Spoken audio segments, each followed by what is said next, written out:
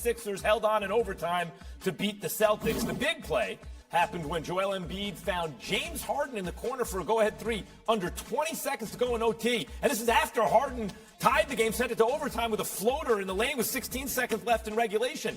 He finished, all told, Harden did, with 42, 8 boards, 9 assists. I got to tell you guys, listen, when you just watch athletes in these moments of truth, you're not rooting for them or against them. I mean, I'd like to see guys do well, but you just want to see if they can do it. Hey, Drew Brees, Tom Brady's got 6 Super Bowls. You have 1. Here we are in the fourth quarter. I know Tom Brady's going to make the plays. Will you? The answer was no. And Tom Brady went to win the Super Bowl. And again, I know I'm reducing it to these kind of moments, but look, James Harden in his career has too often times seemed to want to dribble out the clock and then pass at the last second, or else look for the ref to bail him out. It's not what he did. It's not what he just did. He, in not just in regulation, but then in overtime, won the game. They should be swept already. We were talking about this earlier today, Wendy. It's knotted up because of James Harden.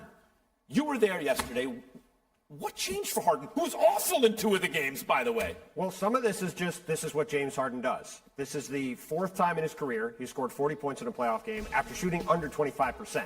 That's a crazy stat. Which is both an ability to come back from playing badly and that you're playing badly a lot in playoff games as a big-time player, right? But you look at the way this game played out, and I'm glad you brought up the end of regulation because that's gotten forgotten because of the shot at the end of overtime. This runner he made right here over these defenders on the Celtics to score, that was an incredibly hard shot. Left-handed runner going right. And that's the only reason. That's the only reason that Philly got to overtime and had a chance to win in a game where Joel Embiid clearly ran out of gas. Doc Rivers brought him back a little bit too early. He was out of gas at the end, and James Harden had to carry these guys home, and he did. Because of that, they have a chance to win the series. Yeah, Wendy, you were also there, and I agree with you, the level of difficulty, but also I always think the shot to tie it when you're facing a loss is even bigger at times than the go-ahead shot that wins the game. And he did both. What do you think of what he just did? Well, I felt like a huge thing that happened in this game was that Jaylen Brown got 2 fouls in the first quarter. Jaylen Brown has done such a great job on him in this series. And look, the Doc had some wrinkles in their offense. Sometimes they ran 3 different screens in a row, boom, boom, boom, to force the guy that they wanted on Harden. That weren't doing that earlier. So they might have been able to get Jaylen Brown off of him anyway. But as soon as Jaylen Brown he moved him over to P.J. Tucker because they didn't want to have him on the 3rd foul. And that enabled, I think, Harden to get a little bit of freedom early on. And once he started getting going, you could see it in his whole demeanor. If you watch the way he played, the tightness, the tentativeness he played in Game 3, and the looseness, the confidence he played in Game 4, it was like a different player. And that's what's so fascinating about the NBA playoffs, I have to say, seeing these up close, how fascinating games can be from game to game. And the execution on that last play, now we have kind of ridden Jaylen Brown for coming off of Harden at the end that cost the tie. The brilliance on that play of Joel Embiid to go up, field the double team, get the pass off, Harden to catch, square, and release. This with Jaylen was right there and hit the shot. Look at that. He contested. Closing out. He didn't get it like where he wanted it. He had to go get it. It was a mental mistake or an unfortunate gamble by Jaylen Brown. He actually did a pretty good job.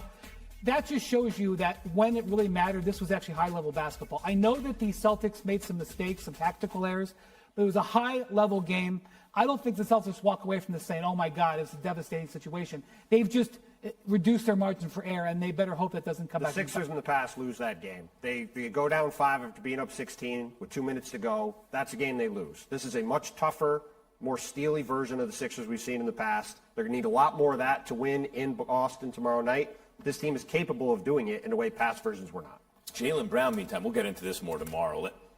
Heading into these playoffs, given the availability or lack thereof of Kawhi and Paul George in recent years, he might be the best two-way, two-guard type guy. That's between Jimmy from AD and LeBron on Saturday in a 30-point blowout win. The Lakers now lead the defending champion Warriors 2-1. Game 4 is tonight in L.A. Could it be that the Lakers are actually the team to beat in the West right now? According to Caesars Sportsbook, the Lakers now have the second shortest odds to win a record 18th NBA title. They're only behind the favorite, in terms of favorites, behind the Celtics. LA, me neither. Warriors at 850, come on. Well, listen, they're down in the series right now. LA was a 12-1 shot just 10 days ago. Oh, so the Sixers are tied with the Celtics in plus 1100. Well, again, Never- they're up in the series. So look, I'm going to give you a piece of advice. Don't ever take a Lakers bet because it's always a bad price. It's always a bad price because the Laker fans. That's my betting tip today. look, when you and I know you discounted the Nets and you turned out to be right in the end because a lot of things had to go right for Brooklyn and it all went wrong.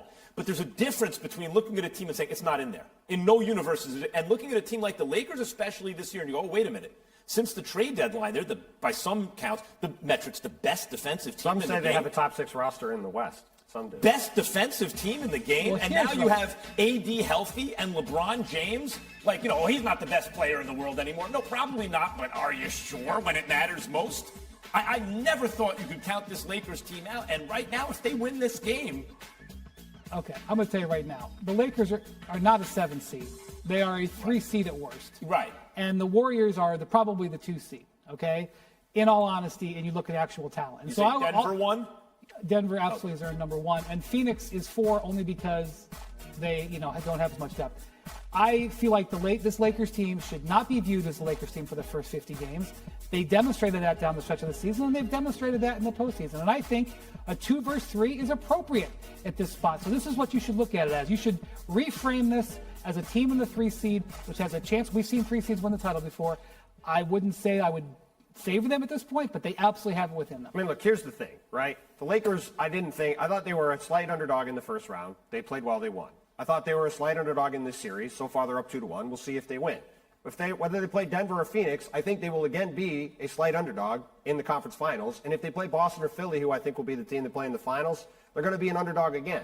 Now, each of those series, but to say that a team that is going to be an underdog in each series, even if it's a 55-45 situation, is the second favorite to win the title, I think is a little bit of a stretch. But Anthony Davis and LeBron together have proven they're good enough to get this team in the conversation, which is where they're in now. A month ago, they weren't in the conversation. They were trying to get out of the play-in tournament.